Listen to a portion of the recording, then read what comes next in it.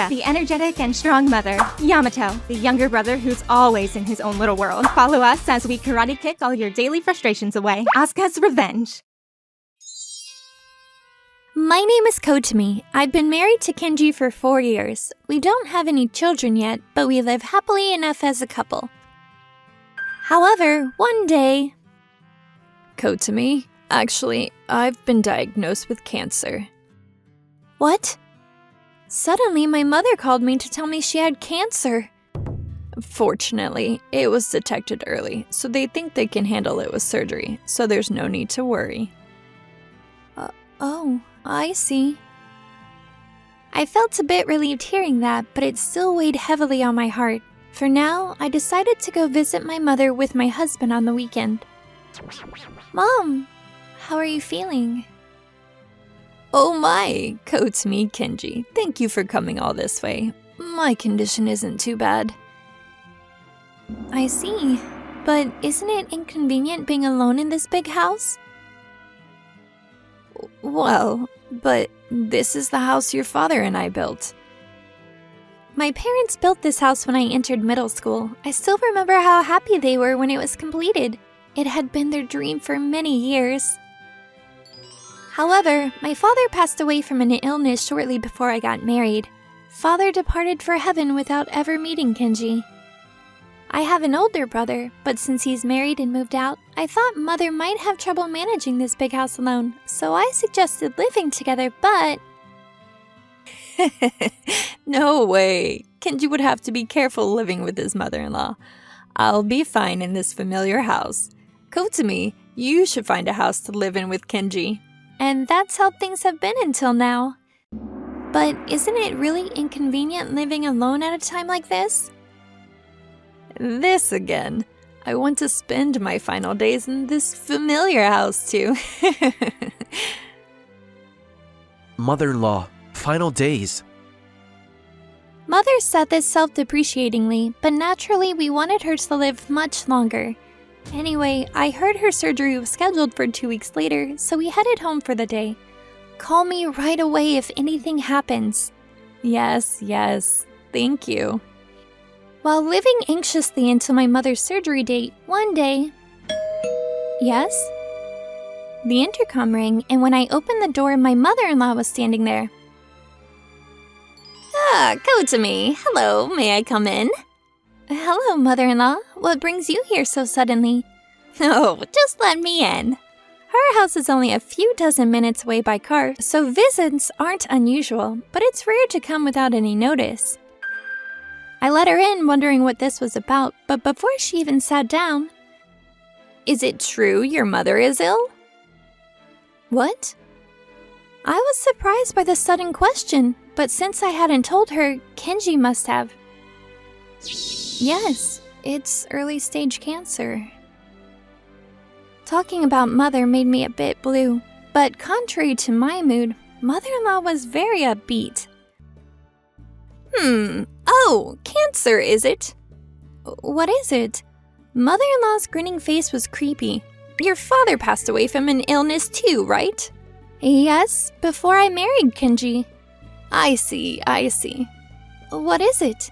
I felt annoyed, like she was mocking my parents' misfortune.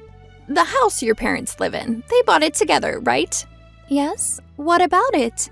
I tilted my head, not understanding the intent behind mother-in-law's questions. I'm worried about your mother, living alone in that big house, right? Yes. I suggested living together once, but she refused. Is that so? The house is still very beautiful, isn't it? Huh?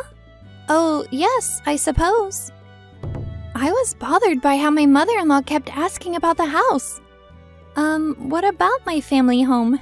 Oh, no, nothing at all. I'm just worried about your mother. Huh?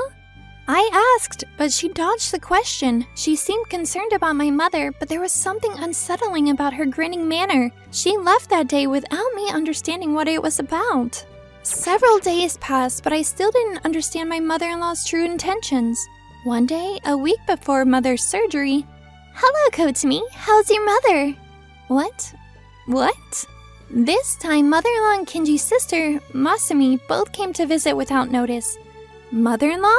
Again? And with sister-in-law too? As I stood there confused, suddenly...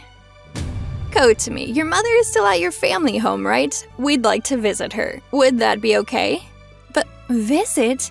What do you mean?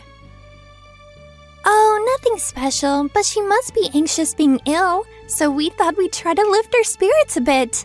Huh? While their thoughtfulness was appreciated, I was a bit confused by the sudden request from two people who really didn't know Mother that well.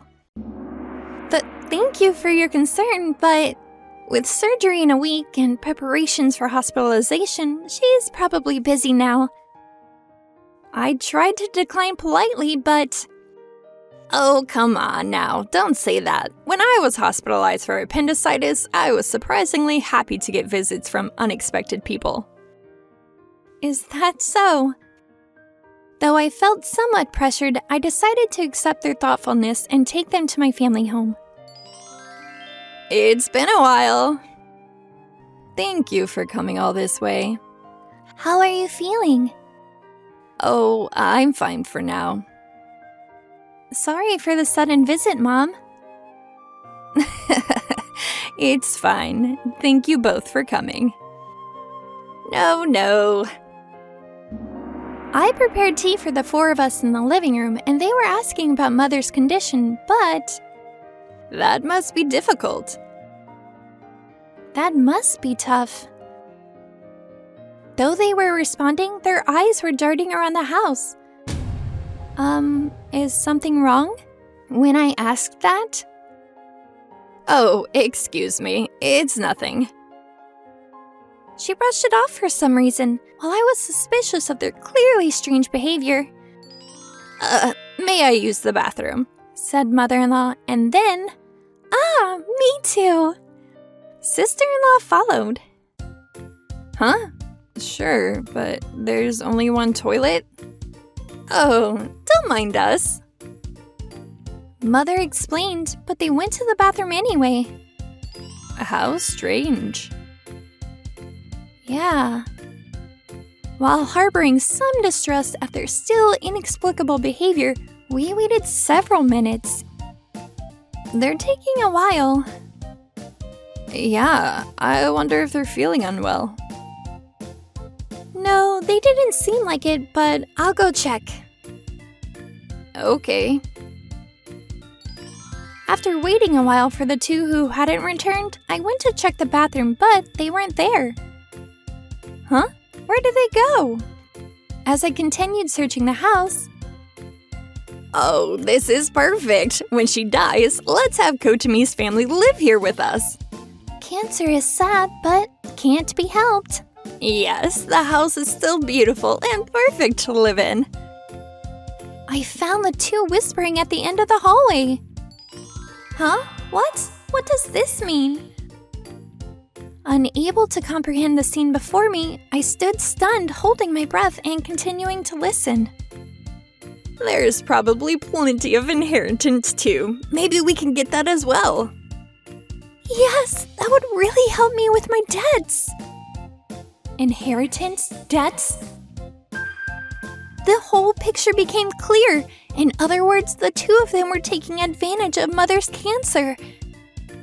Plotting to somehow get this house and Mother's inheritance. This is unforgivable. Hey, I heard you. Kotami, how long have you been there? What did you hear? When I burst in, they started making excuses in a panic. What do you mean, what? I heard everything clearly. You two were after Mother's inheritance and this house, weren't you? No, that's wrong, that's... Come to think of it, when Mother-in-law suddenly came to my house the other day, she kept asking about the house. And today, too, you were both looking around the house instead of focusing on Mother.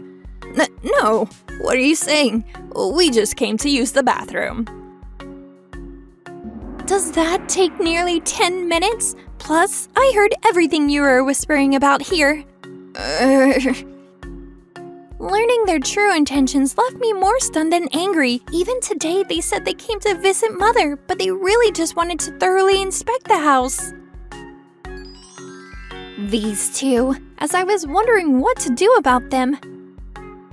Are you okay? What's wrong? Mom! Mother came to check on us, worried. No, it's nothing. I decided not to tell her as it would be too cruel to tell someone fighting an illness.